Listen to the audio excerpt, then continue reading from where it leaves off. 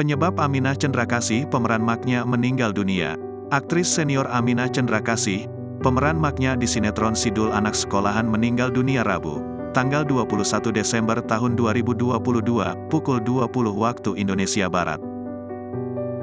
Aminah Cendrakasih berusia 84 tahun dan selama ini pemeran Maknya di sinetron Sidul Anak Sekolahan tersebut memang sakit.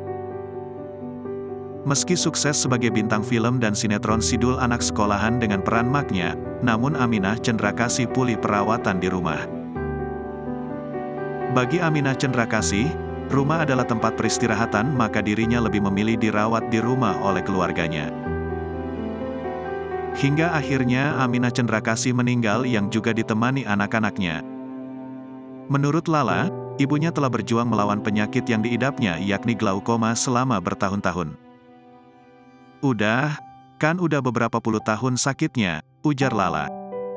Akibat penyakit itu juga Aminah Cendrakasih sejak tahun 2009 harus mengalami kebutaan karena penyakit glaukoma yang dideritanya. Tanda-tanda yang ia rasakan, pada awal penglihatannya hanya buram. Beberapa tahun kemudian, kondisi matanya menjadi semakin memburuk.